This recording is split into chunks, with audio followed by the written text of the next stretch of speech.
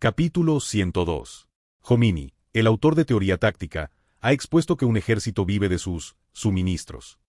Aunque en realidad Jomini tiene apenas 16 años. Es un joven que participa en el movimiento revolucionario en Suiza bajo César de la Harpe, primo del general La Harpe. Su incorporación al ejército francés ocurrirá al menos 2 años después.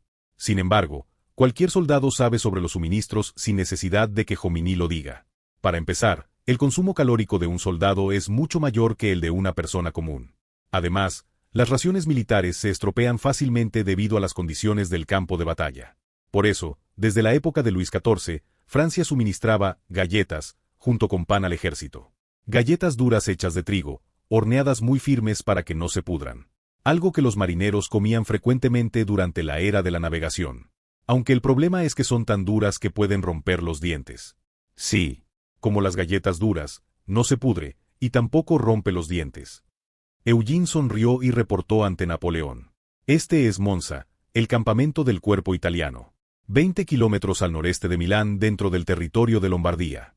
Excepto por la guardia personal del comandante y la brigada de cazadores a caballo, el resto de las tropas permanece principalmente en este lugar.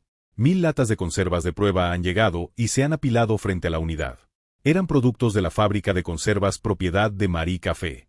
Al lado de Napoleón, el director Salicetti sonrió satisfecho. Están bien hechas. Con esto será suficiente. ¿Sabe de qué está hablando, Salicetti? ¿No lo expliqué todo cuando cerramos los diversos gremios de Milán y autorizamos nuevos negocios? ¿Comandante Napoleón? Dijimos que haríamos alimentos de conservación semipermanente que no se estropearían ni en un año. Cuando Napoleón preguntó con cara de perplejidad, Salicetti rió mientras golpeaba una lata. Esto es precisamente ese alimento preservado. Ja, ja. Originalmente, Milán era un lugar donde aún prosperaban los gremios medievales. La producción, venta y distribución se realizaban todas bajo el sistema de gremios. En otras palabras, la solicitud de permiso de Eugene tenía un doble significado. El cierre total de los gremios existentes de Milán y la autorización especial del Comité Militar para el suministro militar. Ya que Napoleón había conquistado Milán, no había nada difícil en ello. Sin embargo, para Napoleón es desconcertante que el resultado sean estas latas. ¿Esto es comida preservada? ¿Qué parte parece comida? ¿Qué hay dentro? Justo cuando Napoleón preguntaba frunciendo el ceño. Comandante, esto no se hizo hoy. Marie, la joven vestida con un vestido junto a Eugene, sonrió dulcemente. Después de todo, siendo la dueña nominal de la fábrica, Marie no podía faltar. Es la primera vez que muestran el prototipo al comandante para suministrar al ejército. Napoleón, que naturalmente lo considera una mera formalidad, frunció aún más el ceño. Los asuntos militares no son un juego. Especialmente los suministros. No podía evitar sentirse irritado al ver a una joven que parece una muñeca discutiendo sobre raciones militares. Entonces, fue hecho y sellado hace 3 meses. En nuestra fábrica. ¿Es algún regalo de compromiso? Ja, ja. Espera, ¿hace 3 meses? Entonces debería estar podrido. En ese momento, la sonrisa de Marie se hizo más profunda. No, no es así.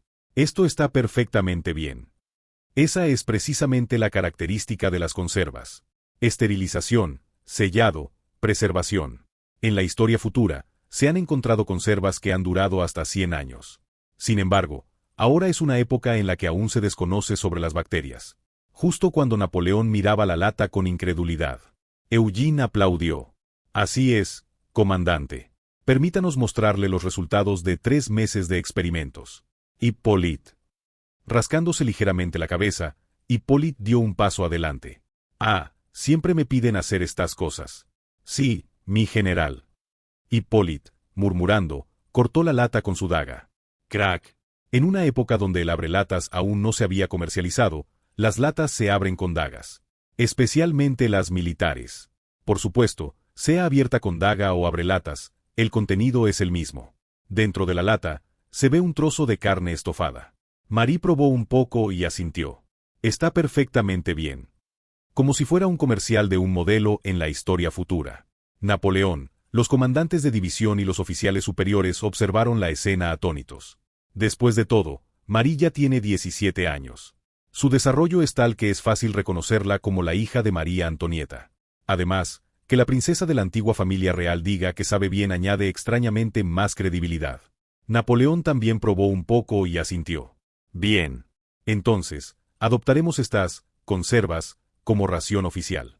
Será fácil de transportar. ¿Verdad, Eugene? Por supuesto, Eugene ignoró una cosa. Que Marie solo comió por obligación y que Napoleón no es un gourmet. Estas conservas no garantizan el sabor. Sin embargo, hay una cosa que es segura. Eugene sonrió y asintió. Sí, comandante. Puedo garantizar que duplicará la velocidad de marcha. Un medio que cambiará absolutamente el transporte, almacenamiento y portabilidad. Además, el oro de la hojalata que traerá enormes beneficios a Eugene, el titular de la patente, y Marie, la dueña de la fábrica. Las conservas. Así se introdujo en el cuerpo italiano el arma secreta que dominaría las raciones de combate del siglo XIX. Por supuesto, las raciones no son el único problema del cuerpo de Napoleón. Entonces, primero transportaremos 300.000 conservas en carros de suministros. Siguiente informe. Ahora Napoleón está inspeccionando el estado del armamento con sus ayudantes. Berthier, el siempre sereno jefe de intendencia, comenzó su informe. Por otro lado, Napoleón volvió a fruncir el ceño que había relajado. No es que le desagrade Berthier. Es porque Napoleón le había dado una misión específica al jefe Berthier. ¿Es sobre el estado de preparación del ejército o sobre el asunto de mi familia? Se trata de la vigilancia de la familia de Napoleón, especialmente el asunto de su madre. Después del encuentro entre Josephine y Leticia, Leticia ni siquiera pensaba en ver a Napoleón. Como los otros familiares tampoco lo recibían bien, el Palacio Cervelloni está en verdadero estado de guerra fría. Tanto que Napoleón anda vagando por el campamento militar, observando la situación como si hubiera sido expulsado. Por ejemplo, ahora mismo está en el campamento de Monza.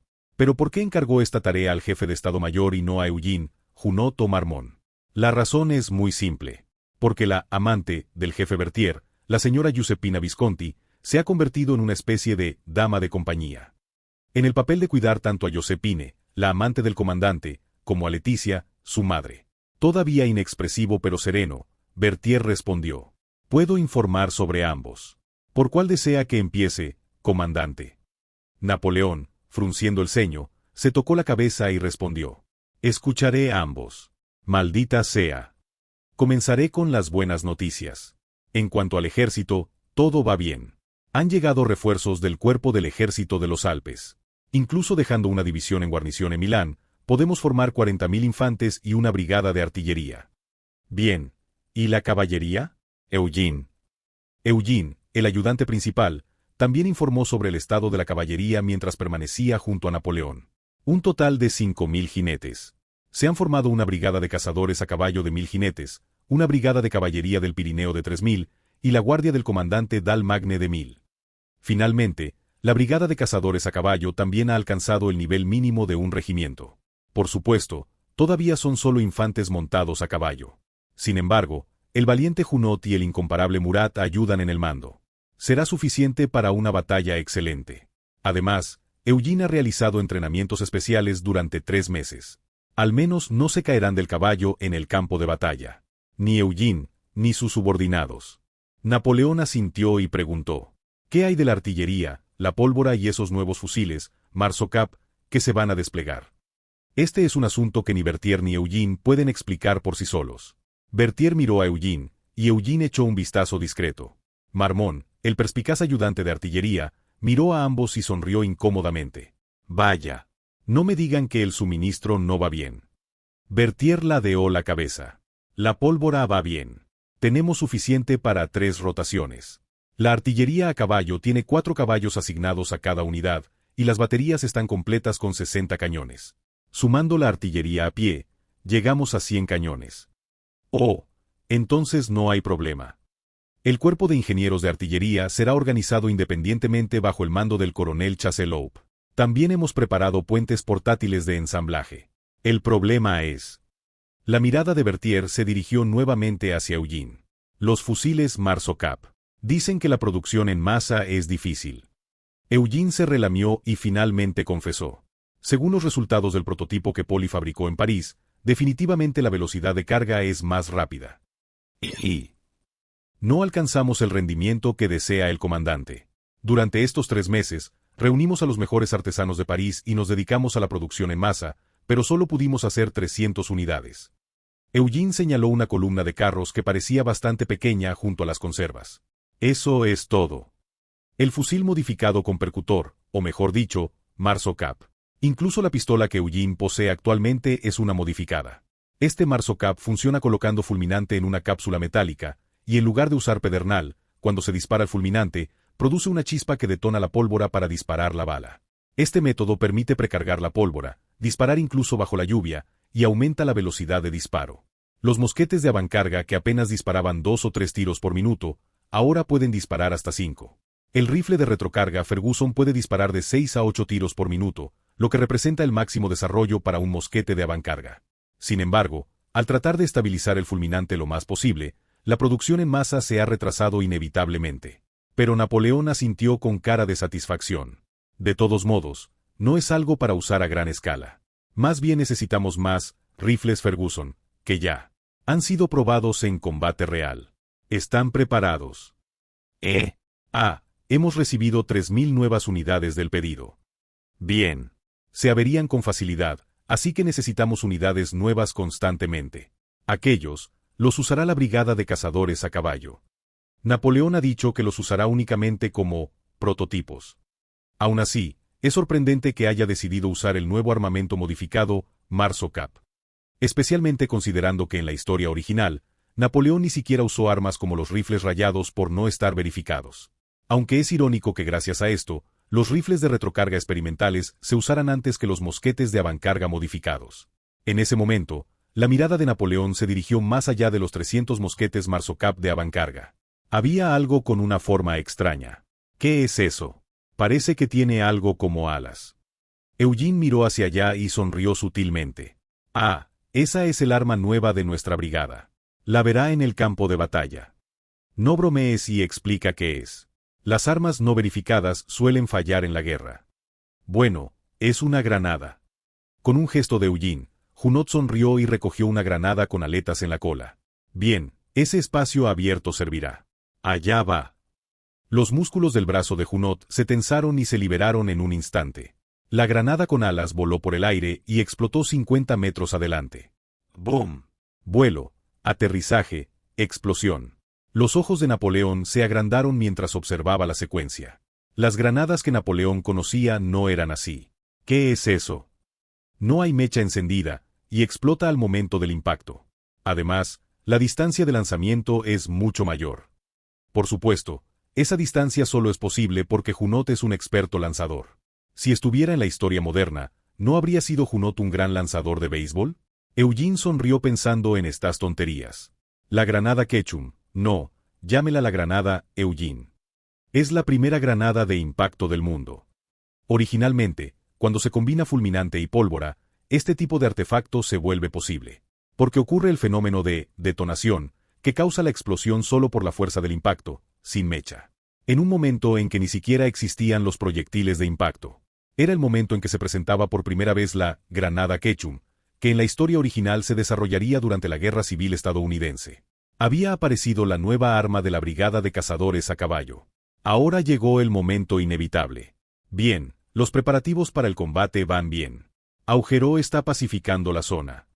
Sí. Pronto todas las ciudades de Lombardía que no se han rendido serán sometidas. Es mejor hacerlo antes, ya que no sabemos cuándo vendrá Austria. Cuando regresen, entrega 1.000 rifles Ferguson a cada uno. También a Massena. Napoleón, que había estado dando órdenes casualmente, se sentó en la tienda del cuartel general. Berthier lo había estado mirando fijamente desde hace rato. Finalmente, Napoleón frunció el ceño y volvió a preguntar. Bien, ¿escuchamos? ¿Qué ha pasado con mi familia? En ese momento, todos los ayudantes contuvieron la respiración. Eugene, por supuesto, Junot y Marmont, Duroc, incluso Hippolyte. Porque todos ellos conocían la situación actual. Solo hay una cosa que no saben. ¿Cómo reaccionará Napoleón? Por otro lado, Berthier, aún con rostro sereno, presentó su informe mecánicamente. Su madre está en huelga de hambre. Ya comerá si la dejamos. Madame Pagerie, su prometida, está organizando fiestas todos los días. Parece que hay muchos hombres que intentan seducirla. En ese momento, Napoleón, que había ignorado la huelga de hambre de su madre, gritó furioso. Eso no lo puedo permitir. Tendré que dejarla embarazada esta misma noche. No. ¿Debería llevarla al campo de batalla? ¿Qué piensas, Eugene? Es el ejemplo perfecto de un hijo ingrato. Marie se sonrojó intensamente, y Eugene se quedó sin palabras, atónito.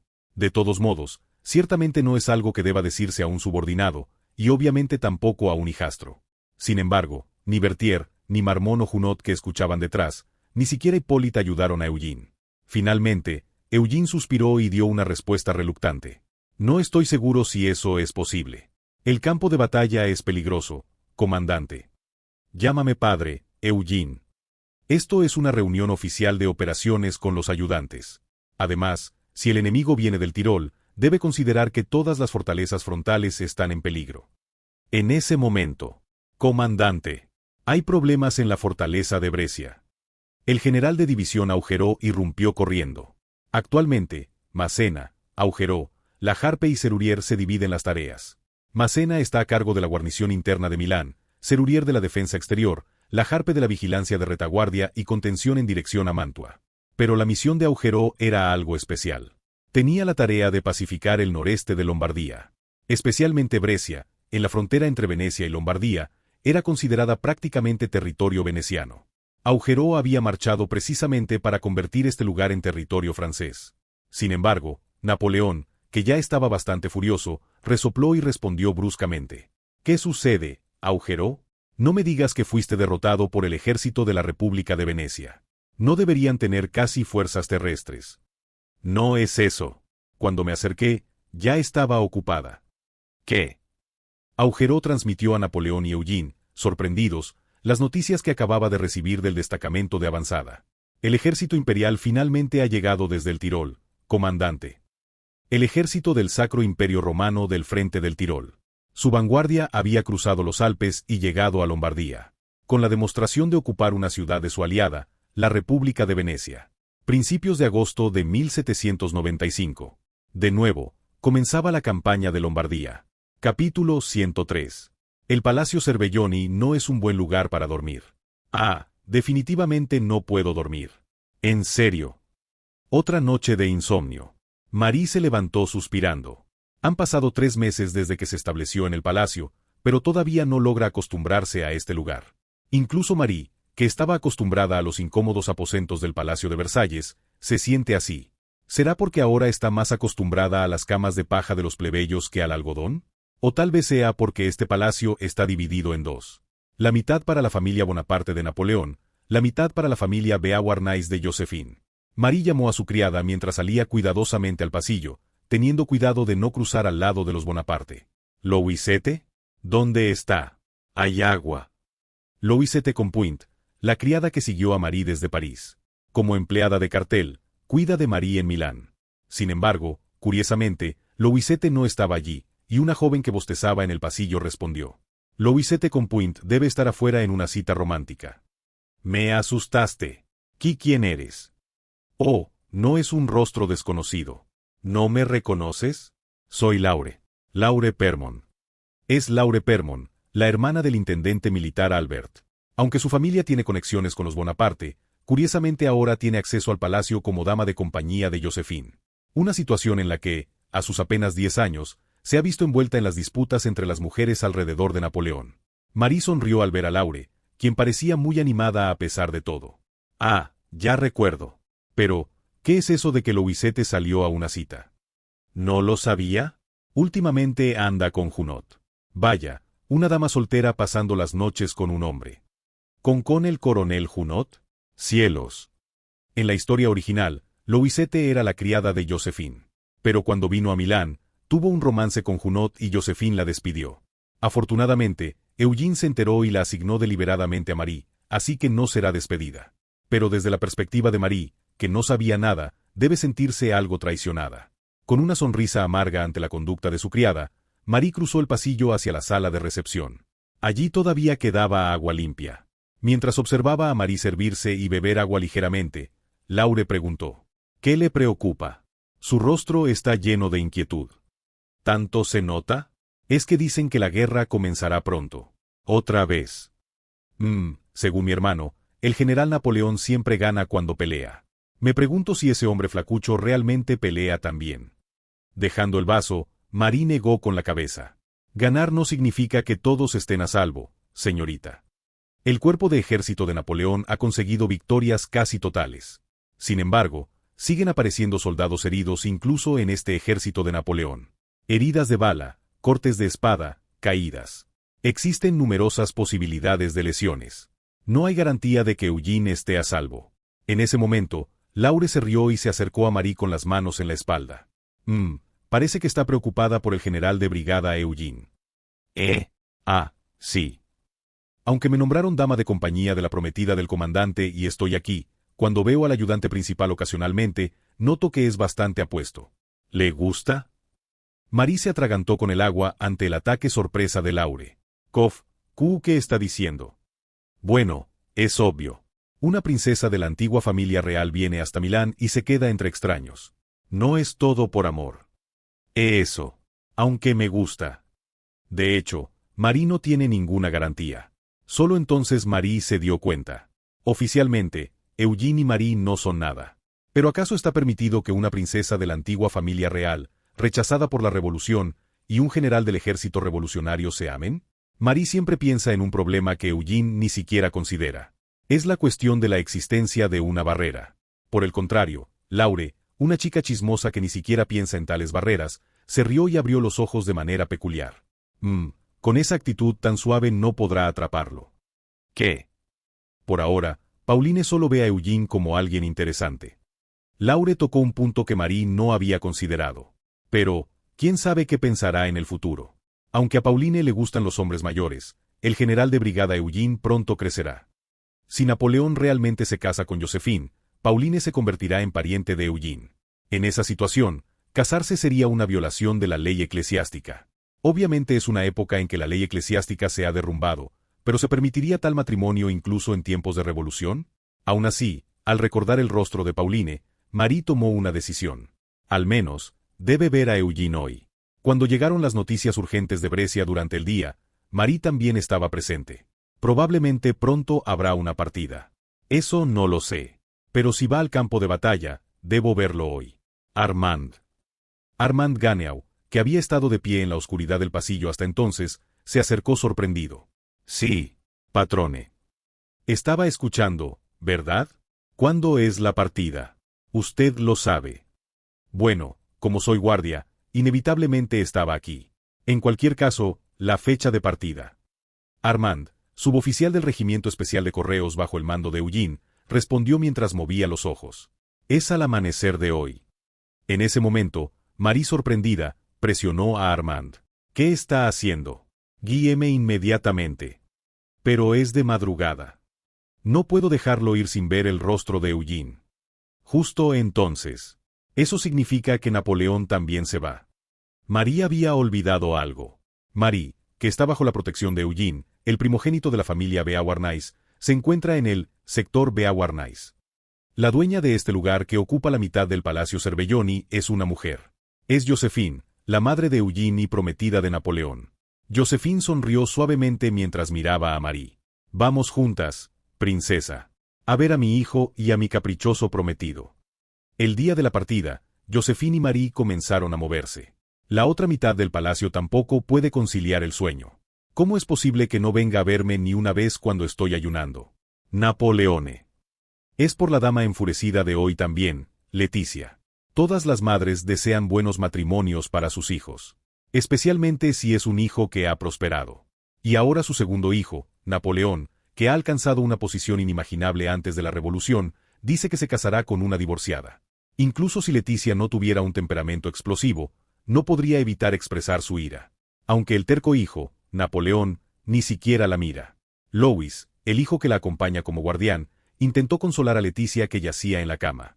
Pero Eugene viene a menudo a visitarla, madre. Por supuesto que ese chico debe venir. Con todo el pan que le di cuando era huésped. Para eso, guarda muy bien todos los regalos que Eugene le trae, ¿no? Leticia estalló de ira mientras miraba de reojo las joyas, metales preciosos y collares junto a la cama. Los regalos no tienen la culpa.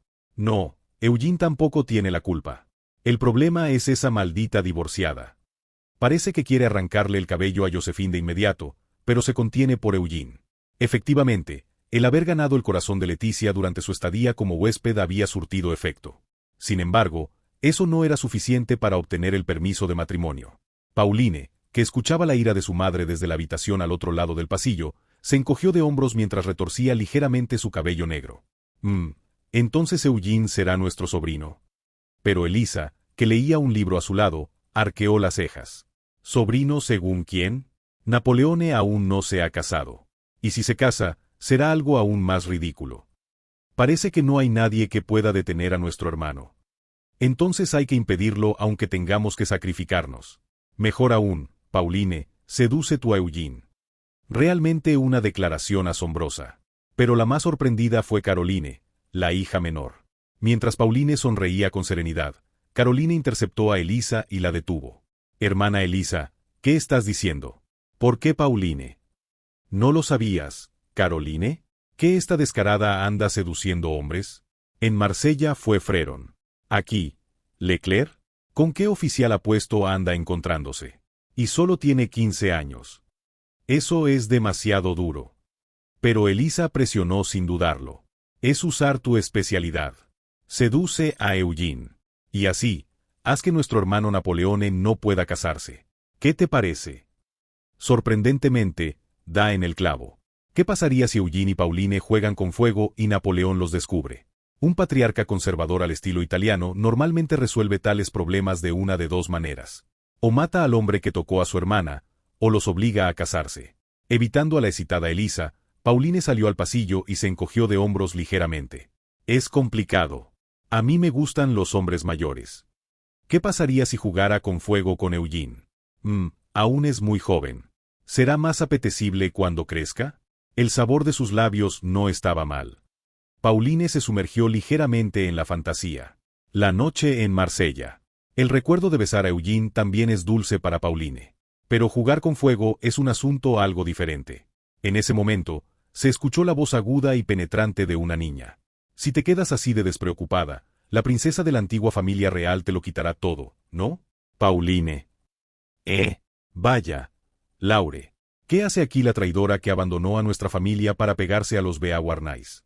Solo soy dama de compañía porque tu hermano lo ordenó, ¿sabes? De todos modos, si no quieres perderlo, será mejor que te muevas rápido. La chica chismosa Laure, que de alguna manera había cruzado al sector Bonaparte, hizo brillar sus ojos. Pronto partirán. ¿Qué? Eugene es un soldado. Dicen que pronto habrá guerra. Y que por eso se va de Milán. Pauline abrió mucho los ojos. ¿Cuándo exactamente? Laure miró a Pauline como si fuera divertido y separó sus labios. Pero en el momento en que las palabras de Laure cayeron, Pauline se levantó de golpe. Era demasiado urgente. Al amanecer de hoy. Aún no había confirmado sus sentimientos. Esta es la razón por la que Pauline se volvió ansiosa antes de que partiera a la guerra. La joven Pauline comenzó a correr. De repente, el campamento militar de Monza se volvió muy activo. Serrurier quedará en Milán. Napoleón había venido originalmente para inspeccionar el estado de los suministros, o para escapar de su madre y familia. Pero ahora la situación era diferente. Había llegado el momento de partir para interceptar al ejército imperial. Todos los comandantes de división se reunieron en el campamento militar de Monza, al noreste de Milán, para escuchar las decisiones. De repente, Napoleón se dirigió a un general de unos 50 años que estaba de pie en un lado del cuartel general. No podré darte la oportunidad de ganar méritos. ¿Qué te parece? Podrás defenderla con 10.000. Serrurier respondió con una sonrisa relajada. No se preocupe. Ni un solo soldado enemigo pondrá un pie en Milán, siempre que usted obtenga la victoria, comandante. Si Milán quedara vacía, es obvio que sería ocupada como Brescia. Alguien necesita defender la capital de Lombardía para permitir que al menos las personas importantes puedan escapar. Esta es la misión que Napoleón confió al comandante de división Serrurier. El general Serrurier era exactamente la persona adecuada. Bien.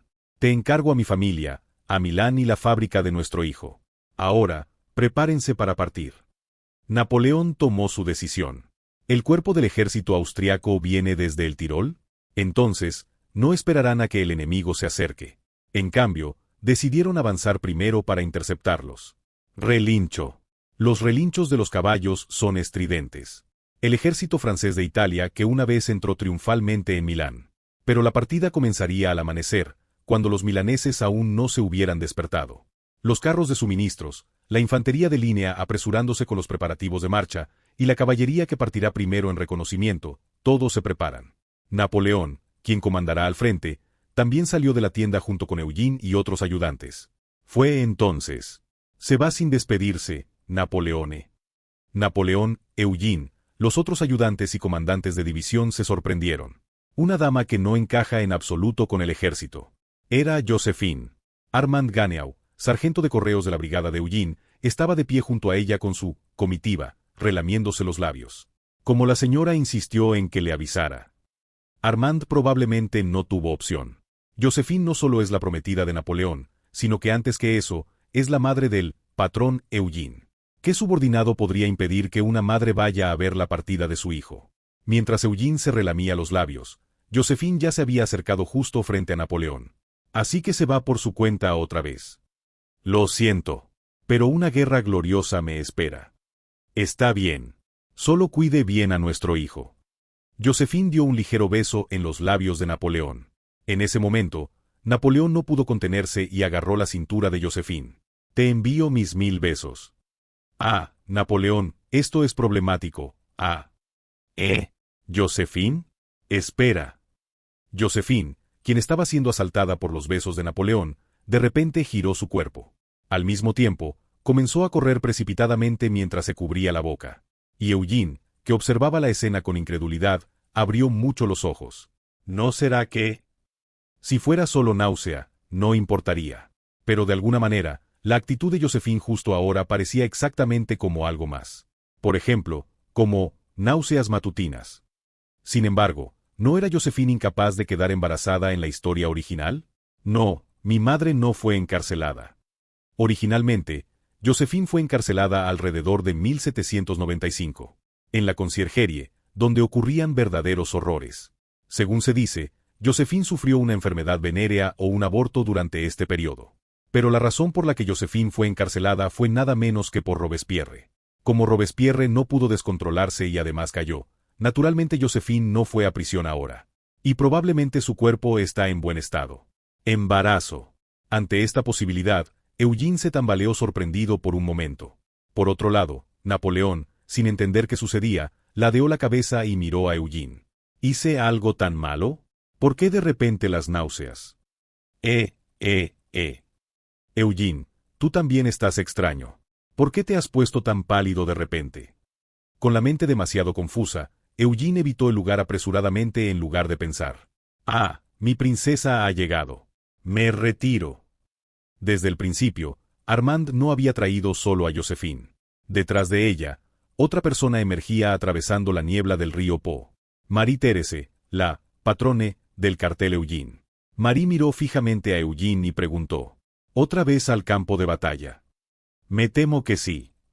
No me escucharás si te pido que te quedes en la retaguardia. Eugene miró a Marie y de repente besó el dorso de su mano. Chu. Marie retrocedió sorprendida. ¿Qué estás haciendo? Un caballero debe besar la mano de su dama antes de partir a la guerra. ¿Qué estás diciendo? Eugene le guiñó un ojo a Marie. Deséame suerte, para que pueda ganar. Marie, que observaba silenciosamente a Eugene, asintió. Ya no puede detener a Eugene que parte al campo de batalla. Es hora de dejarlo ir.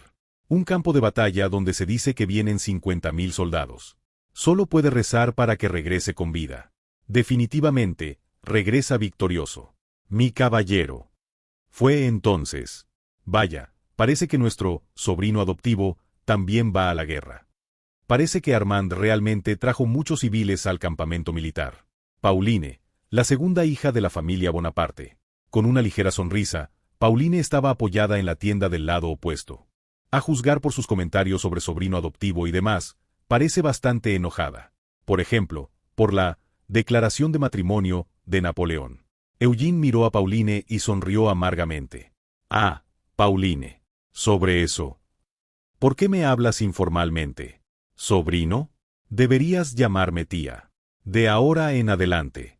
No me digas que vas a negar que nuestro hermano te llamó hijo. Bueno, sobre eso.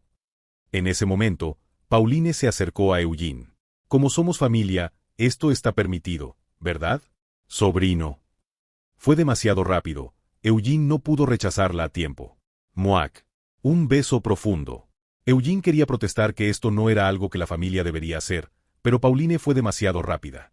En un instante, Pauline se separó y le envió un beso con la mano a Eugene. Regresa victorioso, sobrino. Ju. Por un momento, Eugene sintió una amenaza vital. No debe mirar atrás.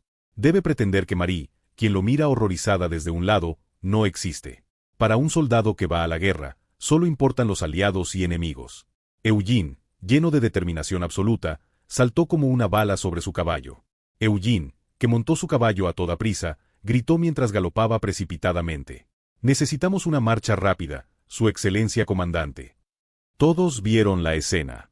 Napoleón, que apenas estaba montando a caballo, los ayudantes incluyendo a Hippolyte, y los comandantes de división incluyendo a Massena. Massena, Junot y Murat se miraron entre sí y rieron. Jeje.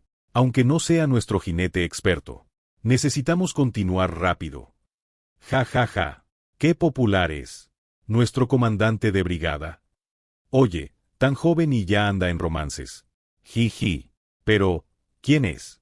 El objeto de su amor. Eugene miró rápidamente el rostro de Napoleón. Una expresión extremadamente peculiar.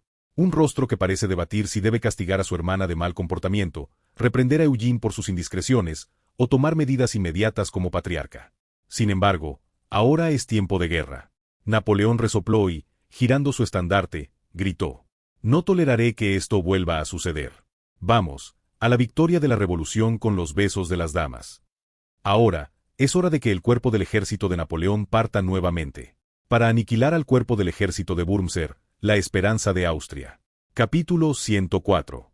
Brescia, un lugar donde el emperador y la Liga de Ciudades se disputaban en la Edad Media. Es un punto estratégico imprescindible cuando se avanza desde el Tirol.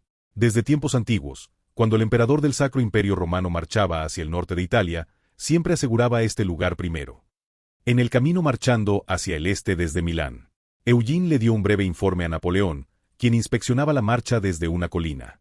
Por supuesto, no es el camino para recuperar Brescia. Sin embargo, era necesario analizar por qué el enemigo había ocupado Brescia primero. Napoleón, mirando el mapa desde su caballo, asintió. Wurmser también tomó ese lugar por sorpresa esta vez. Fue más rápido de lo esperado. O quizás fui yo quien fue lento.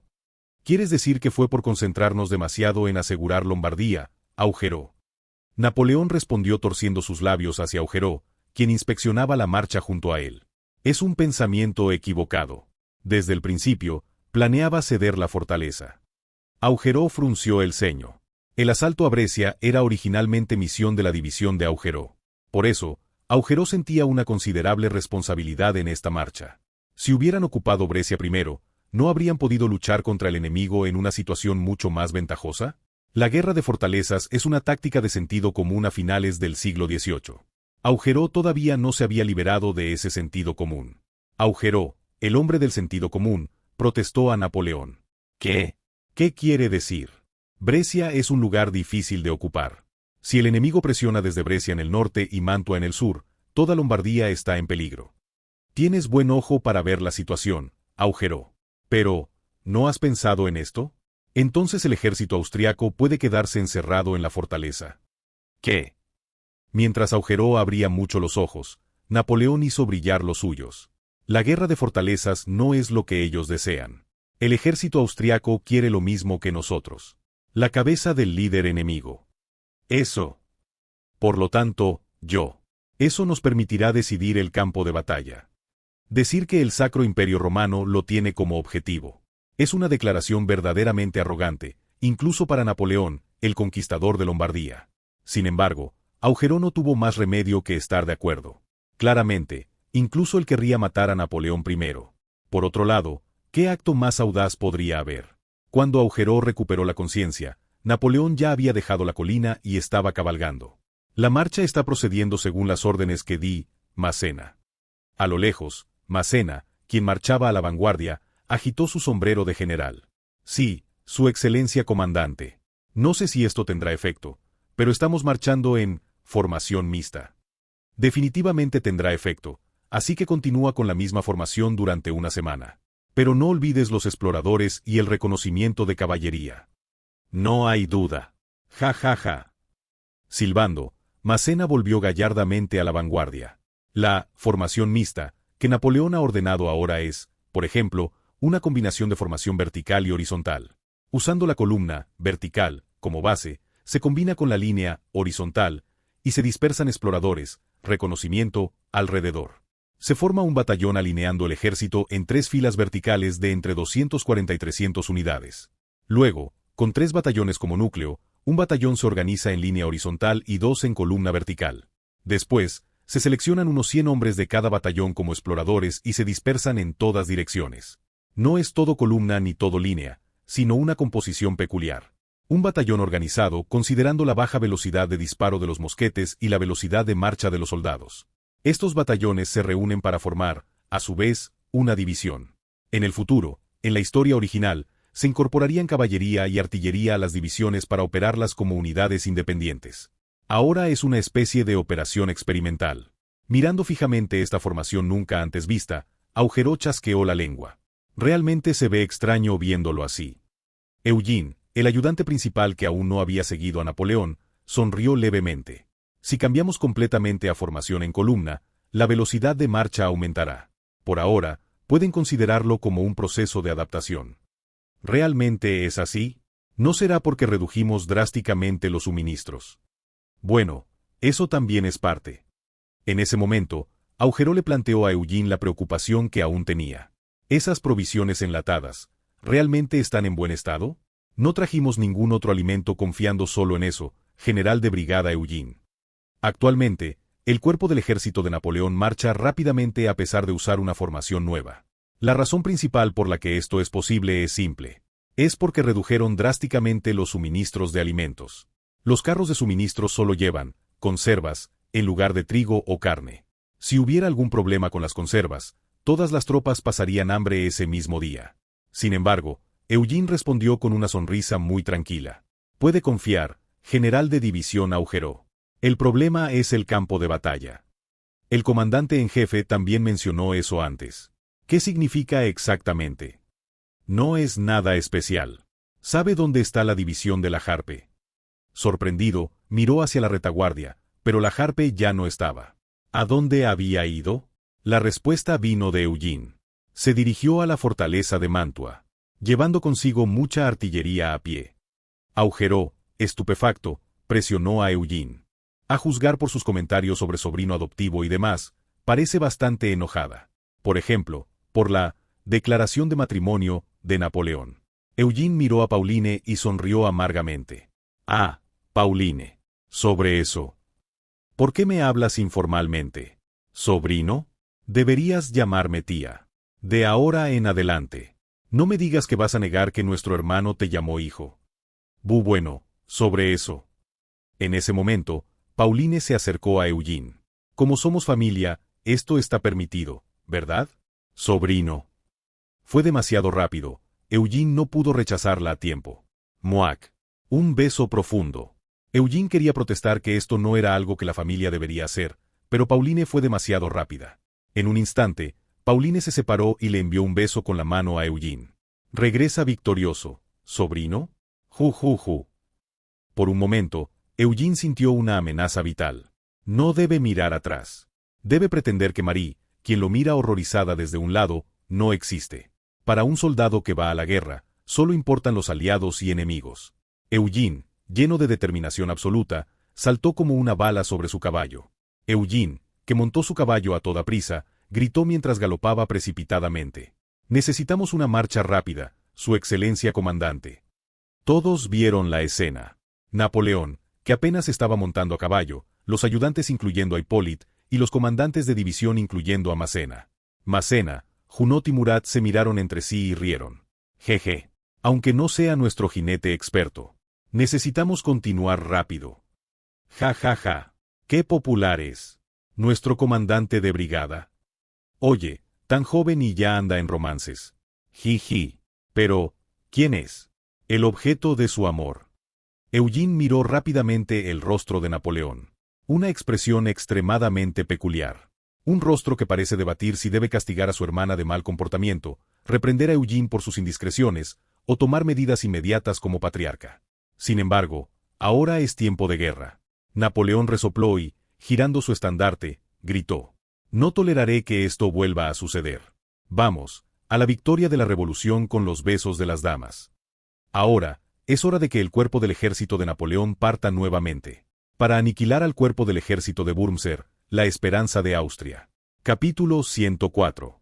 Brescia, un lugar donde el emperador y la Liga de Ciudades se disputaban en la Edad Media. Es un punto estratégico imprescindible cuando se avanza desde el Tirol.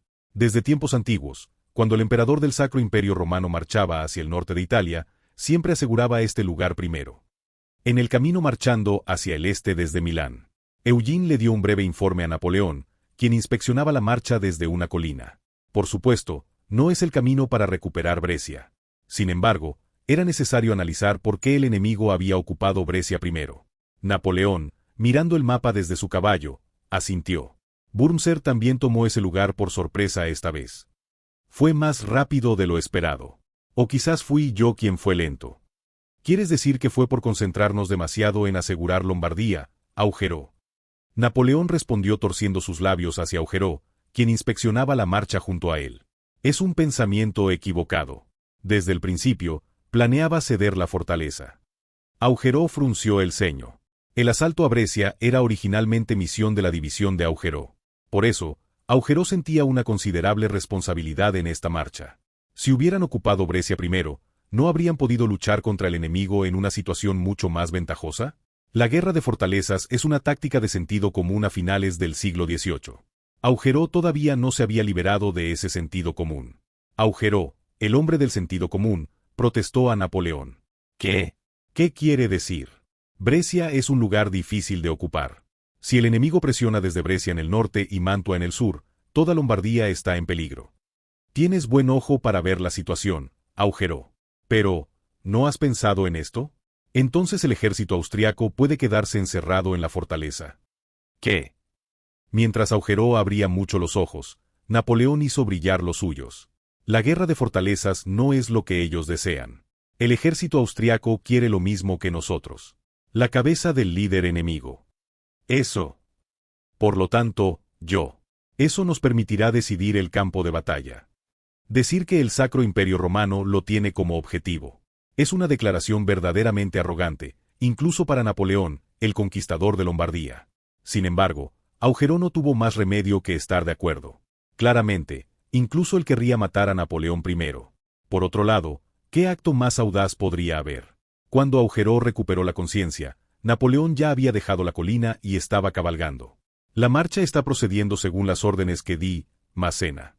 A lo lejos, Massena, quien marchaba a la vanguardia, agitó su sombrero de general. Sí, su excelencia comandante.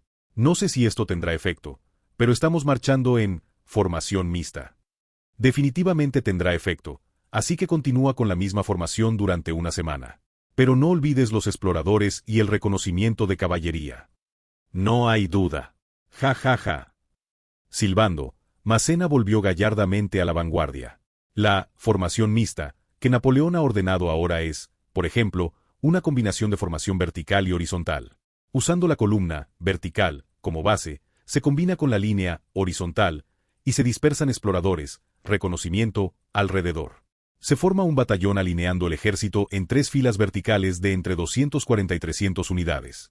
Luego, con 3 batallones como núcleo, un batallón se organiza en línea horizontal y 2 en columna vertical. Después, se seleccionan unos 100 hombres de cada batallón como exploradores y se dispersan en todas direcciones. No es todo columna ni todo línea, sino una composición peculiar. Un batallón organizado considerando la baja velocidad de disparo de los mosquetes y la velocidad de marcha de los soldados. Estos batallones se reúnen para formar, a su vez, una división. En el futuro, en la historia original, se incorporarían caballería y artillería a las divisiones para operarlas como unidades independientes. Ahora es una especie de operación experimental. Mirando fijamente esta formación nunca antes vista, Augereau chasqueó la lengua. Realmente se ve extraño viéndolo así. Eugene, el ayudante principal que aún no había seguido a Napoleón, sonrió levemente. Si cambiamos completamente a formación en columna, la velocidad de marcha aumentará. Por ahora, pueden considerarlo como un proceso de adaptación. ¿Realmente es así? No será porque redujimos drásticamente los suministros. Bueno, eso también es parte.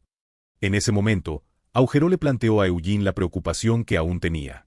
¿Esas provisiones enlatadas realmente están en buen estado? No trajimos ningún otro alimento confiando solo en eso, general de brigada Eugene. Actualmente, el cuerpo del ejército de Napoleón marcha rápidamente a pesar de usar una formación nueva. La razón principal por la que esto es posible es simple. Es porque redujeron drásticamente los suministros de alimentos. Los carros de suministros solo llevan conservas, en lugar de trigo o carne. Si hubiera algún problema con las conservas, todas las tropas pasarían hambre ese mismo día. Sin embargo, Eugene respondió con una sonrisa muy tranquila. Puede confiar, general de división Augereau. El problema es el campo de batalla. El comandante en jefe también mencionó eso antes. ¿Qué significa exactamente? No es nada especial. ¿Sabe dónde está la división de la Harpe? Sorprendido, miró hacia la retaguardia, pero la Harpe ya no estaba. ¿A dónde había ido? La respuesta vino de Eugene. Se dirigió a la fortaleza de Mantua, llevando consigo mucha artillería a pie. Augereau, estupefacto, presionó a Eugene. La hay. ¿Por qué lado? El duque Cervelloni, aunque está de nuestro lado, todavía se comunica con los nobles imperiales. Podemos filtrar algo de información. Hasta Brescia. En resumen, un doble juego. Napoleón torció la boca. Porque había encontrado a la persona perfecta. Bien. Filtra información a Milán. Di que vamos a Mantua. Napoleón afirmó ante sus subordinados sorprendidos. Entonces, el enemigo seguramente saldrá de Brescia. Y lo hará cuando no esté completamente preparado. Aún así, Augereau no comprendía el significado de las palabras de Napoleón. Por supuesto, ni Massena, ni Rand, ni los ayudantes incluyendo a Marmont lo entendían tampoco. Naturalmente, Junot tampoco entendía. ¿Serán tan tontos los enemigos, general de brigada Eugene? Cuando se hizo la pregunta, Eugene estaba inspeccionando el campamento de la brigada de cazadores montados. Aunque la gente puede acampar, es problemático si los caballos tiemblan de frío. Era necesario vigilar a los centinelas para que no se apagaran las fogatas. Por eso el comandante de brigada Eugene hacía la ronda con Junot, Murat e Hippolyte. Eugene miró a Junot y sonrió levemente. Junot, me sorprende que usted también sepa pensar en estrategias. ¿Por qué te pones así? Ya soy coronel. Puedo pensar en esas cosas. No es sentido común que si tratamos de atraerlos, el enemigo lo sabrá. Por eso mismo el enemigo actuará según el sentido común. Justo cuando Junot estaba por inclinar la cabeza confundido, Eugene se volvió hacia Murat. Bien, Murat. ¿Sabes hacer cálculos? ¿De repente me preguntas a mí? Si hubiera sido bueno estudiando, ¿crees que sería soldado? Es algo muy simple. De Milán a Mantua, y de Brescia a Mantua. ¿Cuál está más cerca? En realidad, Murat ni siquiera sabe leer bien los mapas. Sin embargo, la pregunta de Eugene era algo que se podía entender con solo mirar el mapa. Murat respondió con mucha confianza y luego abrió los ojos de par en par. Obviamente Brescia está a la mitad de distancia. Pero, nosotros ahora. Este no es Milán. Obviamente ni siquiera está cerca. El cuerpo del ejército franco-italiano está actualmente en marcha forzada, y como prueba de ello, están acampando. Sin embargo, Eugene volvió a sonreír y guiñó un ojo. ¿No ves que el enemigo no lo sabe? Ese es el punto clave de esta operación. El sentido común sobre la velocidad. A finales del siglo XVIII, la velocidad común de la infantería. Superar esa velocidad es el punto clave de esta operación. En resumen, es posible realizar un ataque sorpresa. Capítulo 105. El ejército imperial está compuesto por generales con una larga trayectoria militar. Esto significa que no son soldados que hayan ascendido repentinamente. Ni siquiera envían novatos al peligroso campo de batalla de Lombardía. Precisamente porque son expertos, pueden manejar cualquier situación sin perder la calma. El hombre que ahora ocupa la fortaleza de Brescia es uno de ellos. Es increíble. ¿Acaso todo el ejército francés está loco por dejar esta fortaleza abandonada? Peter Vitus von Kuosdanowicz, 57 años, mariscal de campo del nuevo cuerpo tirolés austriaco, pronto general de división. En lugar del anciano Burmser, cuya edad le impide moverse rápido, él está a cargo de la vanguardia. 20.000 hombres de vanguardia compuestos por 20 regimientos. Observando a los soldados que llenan la fortaleza de Brescia, punto estratégico al sur de los Alpes, Kuosdanowicz chasqueó la lengua. Espero que no estén considerando la opinión de la República de Venecia. TSK. En realidad, es un asunto que preocupa al propio Kuosdanovich. Después de todo, Brescia es claramente territorio veneciano. Y aunque Francia no la había conquistado, el ejército austriaco, supuestamente aliado, la ocupó primero. Le preocupa que esto pueda convertirse en un problema diplomático más adelante. A pesar de esto, Kuosdanovich tiene una razón para haber ocupado este lugar tan decididamente. Ocupa Brescia primero.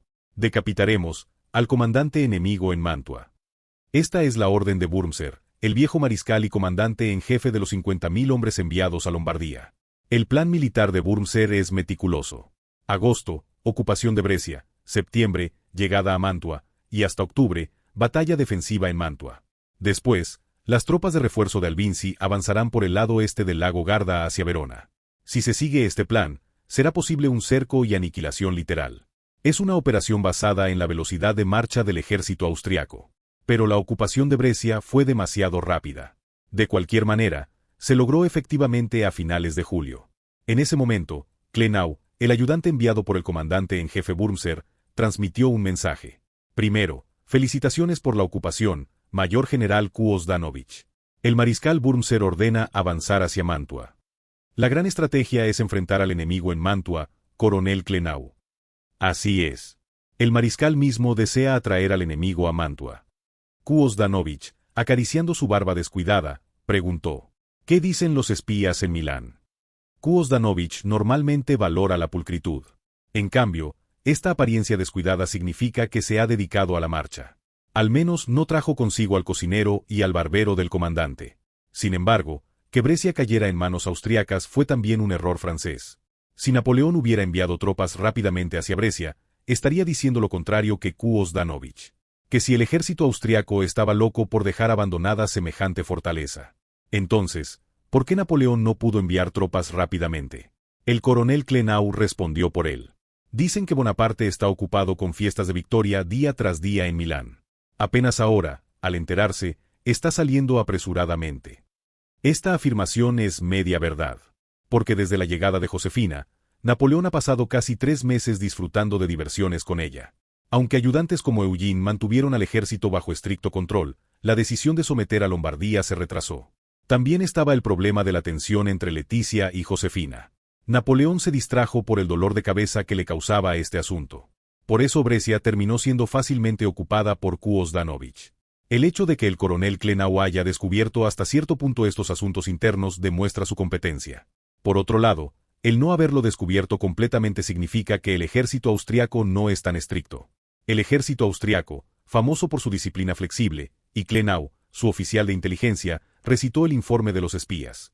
Dicen que quedan 10.000 tropas en Milán. Aproximadamente el nivel de 9 regimientos. Entonces, el enemigo tiene unos 40.000. Más o menos. Pero dicen que 10.000 de ellos se dirigen directamente hacia Mantua. Dispersión del ejército. Es lo que Wurmser había enfatizado desde Viena. Sin embargo, Kuosdanovich también ha estado en el campo de batalla durante 30 años desde la Guerra de los 7 años.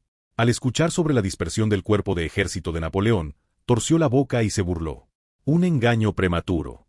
No tienen ni la fuerza ni la intención de atacar Mantua ahora. Están tratando de atraernos. Mantua es una fortaleza natural.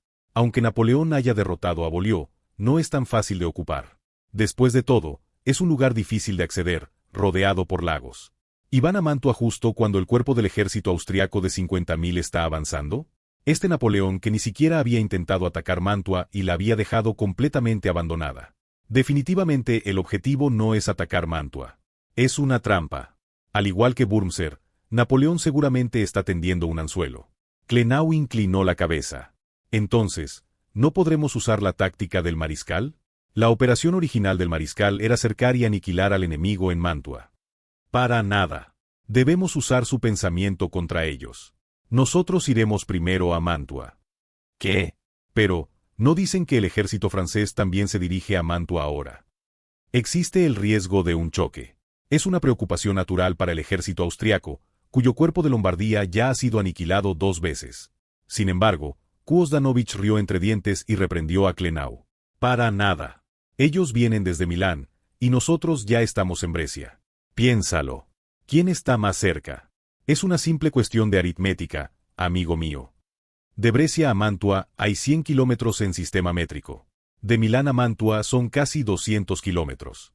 No es diferente aunque se use la medida del Sacro Imperio Romano que no utiliza el sistema métrico. El ejército francés debe recorrer el doble de distancia. Clenau esbozó una sonrisa amarga. No lo había pensado. De hecho, si salimos ahora, es seguro que llegaremos primero. Exactamente eso.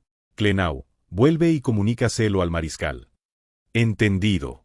Creo que considerará que es una buena estrategia. Clenau ha servido como ayudante de Wurmser durante bastante tiempo. Estaba seguro de que Wurmser llegaría a la misma conclusión. Mientras observaba a Clenau marcharse apresuradamente, Kuosdanovich esbozó una sonrisa de satisfacción. Los comandantes bajo su mando le devolvieron la sonrisa. Mayor General Heinrich von Reusplauen. Mayor General Peter Karl von Waterkis. Mayor General Johann von Rudolf Spork. Y sobre todo, estaba el marqués Franz Xaver von Lusignan, un noble de alto rango de origen español y exmilitar francés. El marqués de Lusignan se volvió hacia los dos militares que estaban a su lado y dijo: ¿Qué les parece, sobrevivientes, el juicio de nuestro comandante de vanguardia? Rosselmini y Radetzky, un general y un oficial que sobrevivieron al terrible campo de batalla de Lodi. Radetzky respondió primero: Por ahora, la velocidad es importante. El enemigo es definitivamente rápido. Por eso vamos primero nosotros. Bien, con eso es suficiente. No, necesitamos más precaución. Aunque Radetzky intentó agregar algo más, el marqués de Lusignan lo ignoró y miró a Kuosdanovich. Me parece perfectamente posible, comandante de vanguardia. Kuosdanovich también sonrió y asintió. Iremos primero a Mantua, señor marqués. Y junto con el ejército del mariscal, lo cercaremos y aniquilaremos por ambos flancos. Una batalla de cerco y aniquilación. Capturar al mocoso de 25 años que ha estado burlándose del ejército austriaco hasta ahora. Esta era la razón por la que Kuosdanovich decidió moverse primero. Sin embargo, Kuosdanovich no consideró una cosa: la velocidad de marcha del ejército francés. 5 días, ese fue el tiempo que le tomó al ejército de Kuosdanovich partir. Por supuesto, Kuosdanovich no pensaba que fuera lento en absoluto. Más bien, le preocupaba que los suministros no fueran suficientes por la prisa. Era natural que se necesitara ese tiempo para que un gran ejército de 20.000 hombres partiera por regimientos. Según el sentido común del ejército imperial a finales del siglo XVIII, Kuosdanovich realmente se estaba moviendo rápido. Kuosdanovich, dirigiendo desde la vanguardia, gritó majestuosamente: «Adelante, soldados del imperio. Venguemos a Volió». Kuosdanovich era originalmente un noble croata. Sin embargo, su servicio militar lo llevó por todo el imperio, y las tropas que comandaba eran húsares húngaros. Por eso, el idioma con el que Kuosdanovich estaba familiarizado era el húngaro, la cuna de las fuerzas imperiales. Por el contrario, las tropas que ahora comandaba eran refuerzos urgentemente organizados desde el Tirol. Naturalmente, no entendían bien el húngaro. El mayor general José Foxkay, ayudante del comandante, notando esto, informó: «General, parece que como los soldados vienen del alto alemán, no entienden nada de húngaro». ¿Podrías traducir? No, en estos momentos, la banda militar es lo mejor. Entendido. Banda militar, toquen la marcha. Ante la orden del general, la banda militar en la vanguardia comenzó a tocar una alegre melodía. La música es el lenguaje universal. Los alemanes de las tierras altas que no entendían el húngaro sí entendieron la alegre marcha. Se podía ver a los soldados tarareando la melodía. Kuosdanovich, montando su caballo, sonrió satisfecho ante esta vista. Sí, como era de esperar, nuestra banda militar imperial es la mejor. Fue entonces. Se ve polvo levantándose a lo lejos en el frente. Kuosdanovich parpadeó perplejo. ¿Qué es eso al frente? Humo. Kuosdanovich era un teniente general con larga experiencia en guerra. Por supuesto, sabía que ese tipo de polvo se levanta cuando un ejército marcha o carga. Sin embargo, este era un lugar donde no debería encontrarse con el enemigo, porque es justo al sur del lago Garda, viniendo desde Brescia. El enemigo definitivamente no podría haber llegado hasta aquí. Pero la realidad no se podía ignorar. De repente, el mayor general Oxkay, temblando, dijo: «General, parece ser un ejército». ¿Quién preguntó eso? Lo que quiero saber es si son aliados o enemigos. Bueno, sería difícil que hubiera aliados en esta dirección. Pero incluso si fueran enemigos, apenas deberían haber recorrido la mitad del camino desde Milán, eso. Sin embargo, aquí había otro ayudante que ya había luchado una vez contra el ejército francés. Era el sobreviviente Radetzky. El mayor Radetzky, mirando fijamente el polvo, dijo apretando los dientes. Aunque es difícil de creer, parece que debemos aceptarlo, mayor general Kuozdanovich. La batalla preliminar de Lonato había comenzado. Finalmente, Kuozdanovich, forzado a aceptar la situación, gritó: «¡Imposible! ¿Cómo puede Bonaparte estar aquí, en este momento, en este lugar?» Fue entonces. Tum tum tum. El ejército austriaco, sin tiempo para prepararse, ni siquiera pudo alistarse para disparar. Pero el enemigo no espera. La caballería cargó en masa. El comandante al frente, que parecía un muchacho, gritó: «Brigada de cazadores montados. Prepárense todos para lanzar». Así fue como llegó Eugene, comandante de la Brigada de Cazadores Montados del Cuerpo de Italia. Esta área se llama Lonato. Es solo un pequeño pueblo. En la historia original, los ejércitos francés y austriaco se encuentran aquí por pura casualidad. Porque al no saber dónde aparecería el otro, las maniobras se volvieron aún más complicadas. Incluso Napoleón, incapaz de predecir la dirección del ataque austriaco, los encuentra aquí después de perseguirlos por todas partes. Pero Eugene vino aquí intencionalmente, porque sabía que el enemigo finalmente iría a Mantua. Entonces, ¿por qué el ejército austriaco no pudo predecir la aparición del cuerpo de ejército de Napoleón? Hay una razón simple.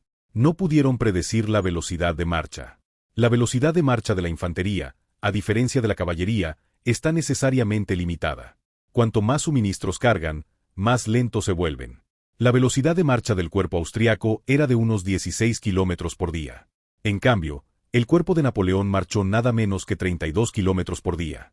Con el doble de velocidad, las predicciones se invirtieron completamente. Sobre todo, la brigada de cazadores montados que llegó al frente era aún más rápida. Eugene gritó con voz clara desde la vanguardia: «Bien, brigada de cazadores montados. Escuchen, granada Eugene».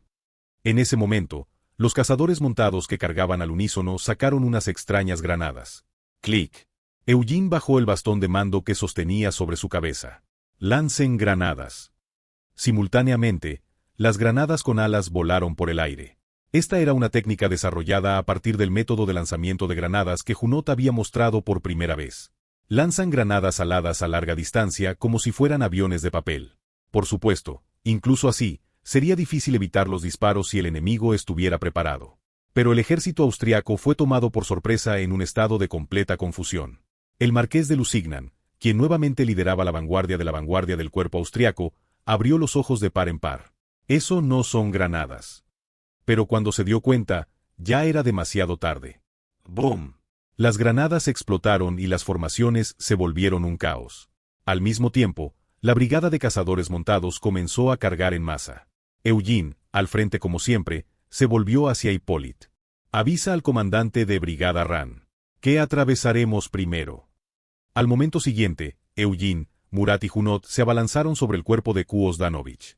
Era el momento en que la brigada de cazadores montados de Eugene comenzaba su penetración.